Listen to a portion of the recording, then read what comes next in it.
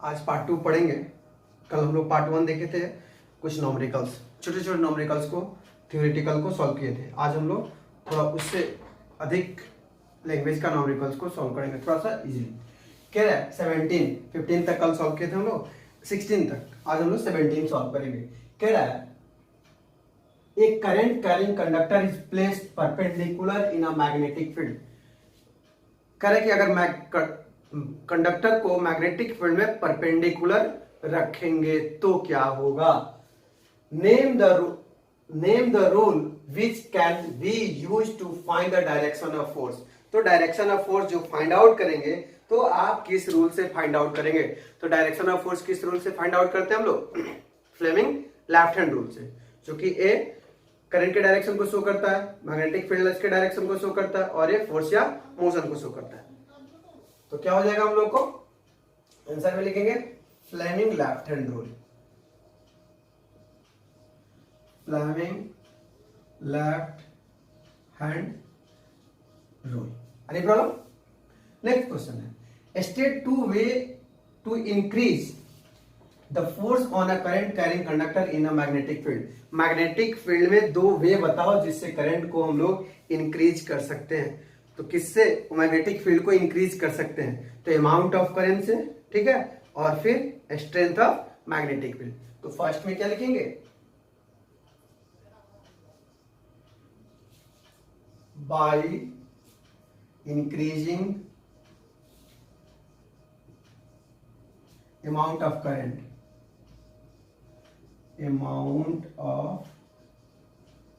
current, और second में by increasing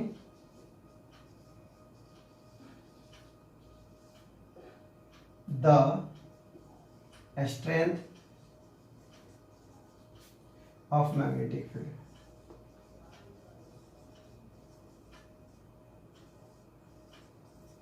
ठीक। नेक्स्ट क्या है? Name one device which working depends on force exerted on A current carrying coil place the magnetic field. एक ऐसा device का नाम बताना है जो फोर्स एक्सर्ट से हमको फाइनल रिजल्ट फोर्स एक्सर्ट, जो डिपेंड करे फोर्स एक्सर्ट पे। तो क्या हो जाएगा? मोटर। मोटर किससे एक्सर्ट करता है? फोर्स से।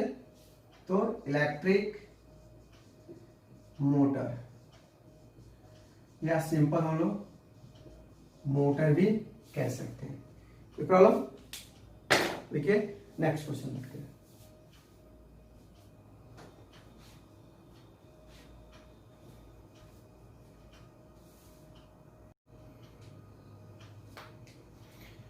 एटीन नंबर क्वेश्चन कह रहा है कि state Fleming left hand rule, explain it with the help of level diagram. Fleming left hand rule को एक्सप्लेन करना है और फिर डायग्राम को बनाना है। तो क्या बोला था फ्लेमिंग? बोला था कि अपने लेफ्ट हैंड को इस तरह से होल्ड करो कि थंब, फर्स्ट फिंगर और मिडिल फिंगर तीनों एक दूसरे के म्यूचुअल परपेंडिकुलर हो। ठीक है। जब मिडिल फिंगर करंट के डायरेक्शन को इंडिकेट करेगा तो फर्स्ट फिंगर मैग्नेटिक फील्ड के डायरेक्शन को इंडिकेट करेगा, और उस कंडीशन में थंब फोर्स या मोशन को इंडिकेट करेगा। Any problem? इसी चीज को हम लोग लिखते हैं according to this rule.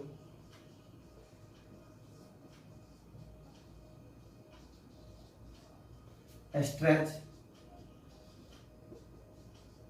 our left hand in such a way middle finger,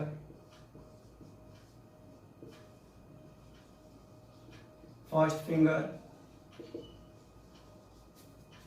and thumb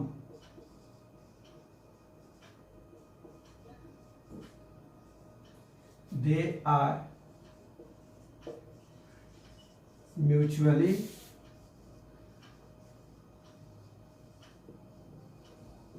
perpendicular to each other। तीनों एक दूसरे क्या म्यूचुअल परपेंडिकुलर होगा। when middle finger indicate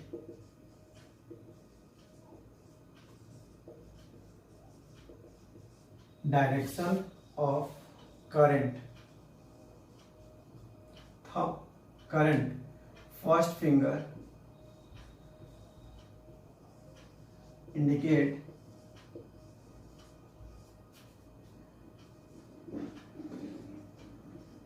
direction of magnetic field, then thumb indicate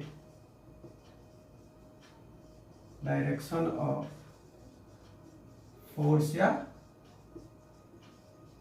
motion. कोई problem? अब इसी चीज को हम लोग फोटो बना के लिख देंगे, ठीक है। तो ये आपका थंब इंडिकेट करेगा, ठीक है, ये फर्स्ट फिंगर इंडिकेट करेगा और ये मिडिल फिंगर इंडिकेट करेगा, ठीक है। थंब हो गया इस तरह से, लीजिए थंब, ठीक है। This is thumb indicate force या मोशन, ठीक है। First finger indicate direction of magnetic field और ये middle finger indicate direction of current. Any problem? Middle finger indicate direction of current, first finger indicate direction of magnetic field lines, then thumb indicate direction of force या motion, ठीक है। लिखिए, मिटाते हैं।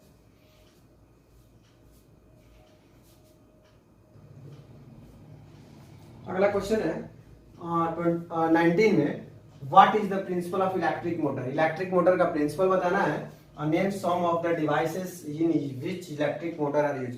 कुछ ऐसा device का नाम बताना जिसमें इलेक्ट्रिक मोटर यूज होता है।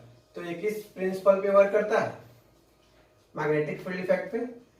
तो it work on magnetic field effect.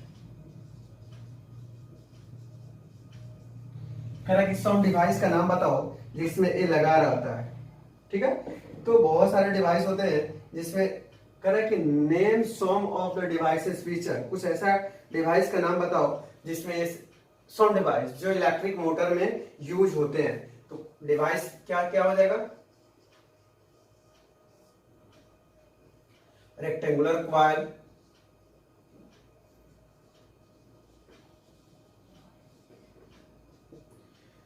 Commutator, इसी को बोलते हैं स्प्लिट रिंग,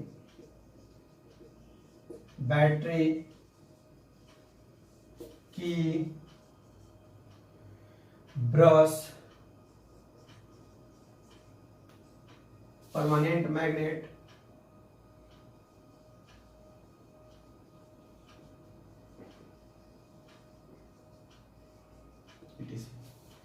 ठीक है। अगला टॉपिक है, अगला क्वेश्चन है, कह रहा है कि इन अ डीसी मोटर में why must the current to the coil be reverse twice during each rotation. प्रत्येक दो रोटेशन के बाद, ठीक है ना, प्रत्येक दो रोटेशन के बाद करंट रिवर्स हो जाता है। क्यों? तो प्रत्येक दो रोटेशन के बाद करंट रिवर्स होने का कारण है कि करंट का डायरेक्शन क्या होगा? सेम होगा, ठीक है। इसी चीज को लिखे हैं, a current to the coil must be reverse twice during each rotation so that the coil keep rotating continuously in same direction. Any problem? अगला क्वेश्चन है, what device reverse the current. Current के direction को कौन reverse करता है? तो commutator या फिर स्प्लिट रिंग। तो आंसर में लिखेंगे कम्यूटेटर या split ring. Any problem? Commutator या स्प्लिट रिंग लिखिए, मिटाते हैं, अगला क्वेश्चन लिखते हैं।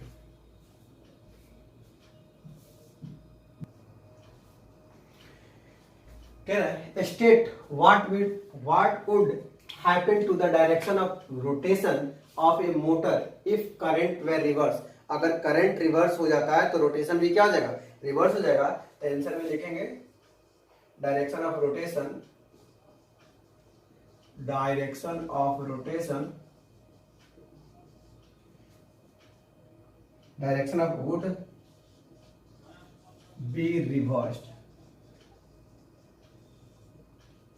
The magnetic field were reverse, अगर मैग्नेटिक फील्ड रिवर्स होता है तो क्या हो जाएगा, तो डायरेक्ट, ठीक है, तो भी डायरेक्शन ऑफ रोटेशन क्या हो जाएगा, रिवर्स हो जाएगा।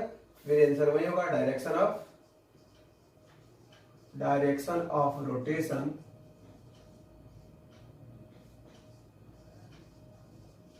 Would be reverse. दोनों केस में डायरेक्शन क्या हो जाएगा, रिवर्स हो जाएगा। और थर्ड है कि both current and magnetic were reverse, अगर दोनों डायरेक्शन करेंगे तो क्या हो जाएगा, तो डायरेक्शन अनचेंज हो जाएगा। Direction of rotation, direction of rotation would remain unchange. The direction of rotation क्या हो जाएगा, अनचेंज हो जाएगा। एनी प्रॉब्लम, देखिए इसको। अगला क्वेश्चन देखते हैं।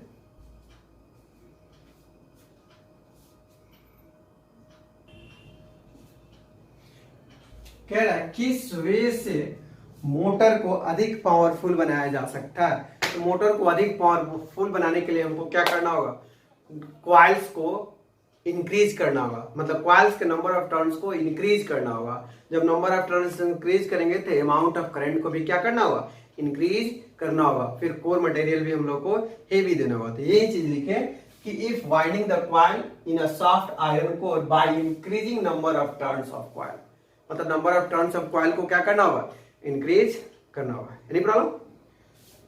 अगला क्वेश्चन बहुत इंटरेस्टिंग है, देखते हैं अगला क्वेश्चन को पार्ट 3 में करके देखते हैं, क्योंकि वो इलेक्ट्रिक मोटर है और इलेक्ट्रिक मोटर एक बहुत लंबा पार्ट हो जाएगा, इसलिए उसको हम लोग पार्ट 3 में कन्वर्ट करते हैं। तो देखते हैं पार्ट 3 में इलेक्ट्रिक मोटर।